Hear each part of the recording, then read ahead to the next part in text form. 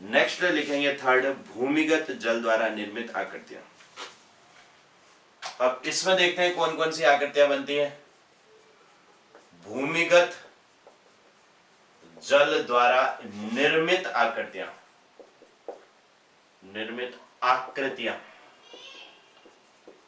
ये भी दो तरीके की आकृतियां होंगी। कौन कौन सी? एक होगी अपरदनात्मक और दूसरी कौन सी होगी? निक्षेपात्मक। अपरदनात्मक का मतलब क्या हुआ? कटाव द्वारा, और निक्षेपात्मक मतलब क्या हुआ? जमाव द्वारा। सेम ऐसा स्ट्रक्चर बनेगा। ठीक है, अब कटाव से क्या बनते हैं इसको समझना। सबसे पहले होता है लेपीज, एक होता है लेपीज, लेपीज होता है। दूसरा होता है घोल रंध्र, घोल रंध्र होते हैं लेपीज, घोल रंध्र। तीसरा होता है युवाला, युवाला बनता है। चौथा होता है पोलजे, पोलजे, युवाला, पोलजे। अंधी घाटी, अंधी घाटी। और एक होती है कंदरा, गुफा जैसी बन जाती है अंदर ही अंदर कटाव होकर के, कंदरा कहते हैं। इसमें लेपीज होते हैं सबसे पहले, छोटे छोटे छिद्र बन जाते हैं, लेपीज कहलाते हैं अंदर ही अंदर। फिर घोल रंध्र होते हैं, घोल रंध्र जगह जगह पर कई सारे छिद्र हो जाते हैं। कभी अगर आपने कहीं पर देखा होगा तो जमीन में पैर रखते हैं तो एकदम से पैर अंदर घुस जाता है ना। तो अंदर ही अंदर धरती में छिद्र होता है, लेकिन ऊपर से वहां पर मिट्टी होती है। कभी पैर रखा तो एकदम से अंदर नीचे पैर घुस जाता है, तो वो घोल रंध्रों के कारण हुए रहते हैं।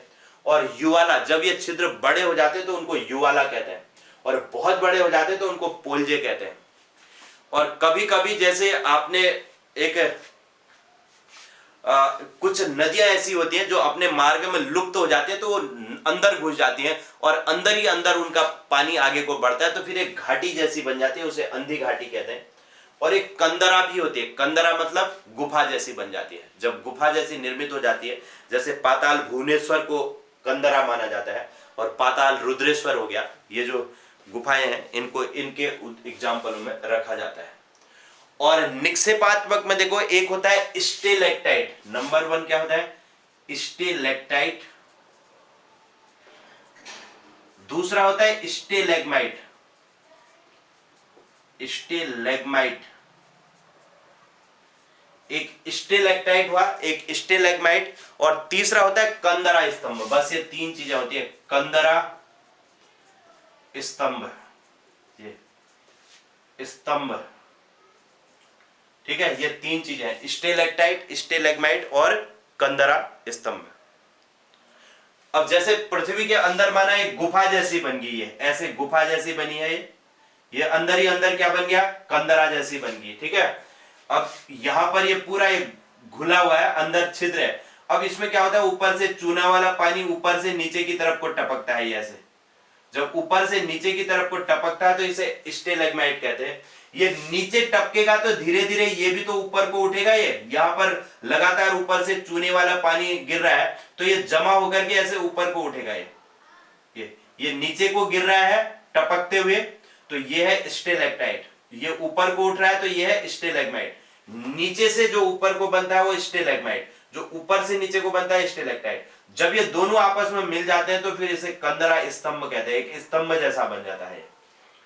ऊपर से चूना वाला पानी नीचे गिर रहा है, गाढ़ा पानी है, ऊपर से ऐसे लटकते हुए नीचे को गिर रहा है। ऊपर से गिर रहा है जो उसे स्टेलेक्टाइट, जो नीचे से ऊपर को उठ रहा है उसे स्टेलेग्माइट।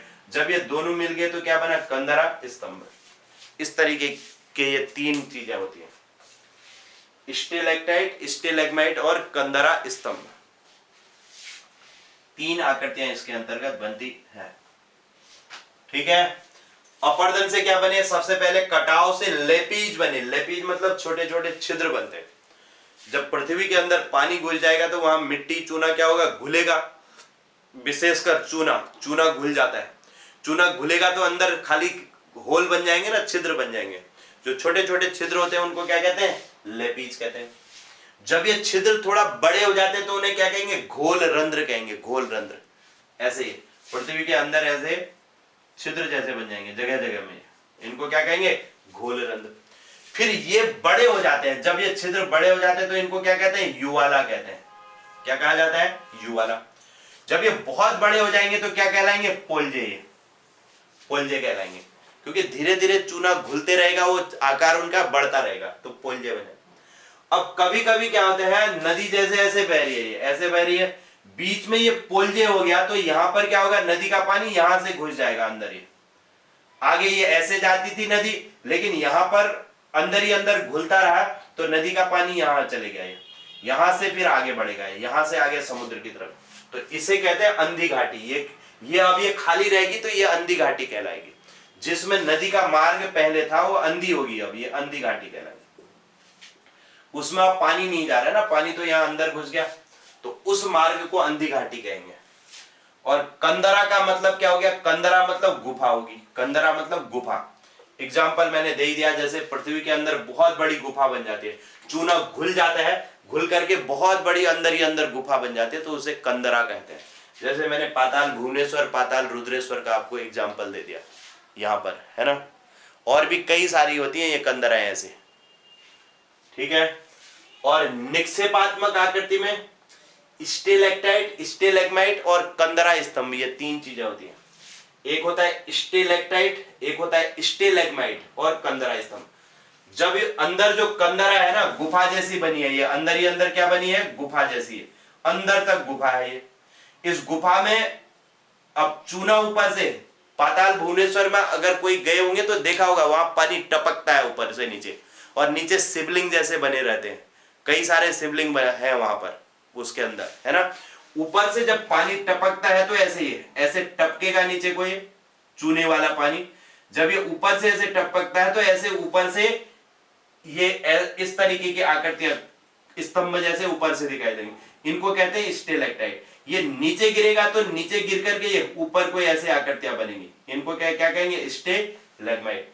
धीरे धीरे क्या होता है, जब ये ऊपर से ऐसे गिरा और नीचे से भी ऊपर को आया, ये बढ़ता रहेगा, ये आपस में मिल जाएंगे, तो इनको क्या कहेंगे, कंदरा स्तंभ कहेंगे। समझ में आया क्या। तो इस तरीके की आकृतियां होती है, स्टेलेक्टाइट, स्टेलेग्माइट और कंदरा स्तंभ। क्लियर हुआ। ये है भूमिगत जल द्वारा निर्मित आकृतियां, अपर्दनात्मक और निक्षेपात्मक। क्लियर। तो इन चीजों पर थोड़ा सा आप लोग ध्यान दोगे तो मूल रूप से आपको इनके बारे में लिखने की इतनी जरूरत नहीं है, बस ये है कि अपर्दनात्मक कौन सी होती है, निक्षेपात्मक कौन सी होती है, इसको याद रखना आप लोग। और ये स्टेलेक्टाइट, स्टेलेग्माइट, कंदरा स्तंभ, ये इसमें पूछा जाता है कई बार। और यू आकार, वी आकार, उनको ध्यान रखना, वो इंपॉर्टेंट है।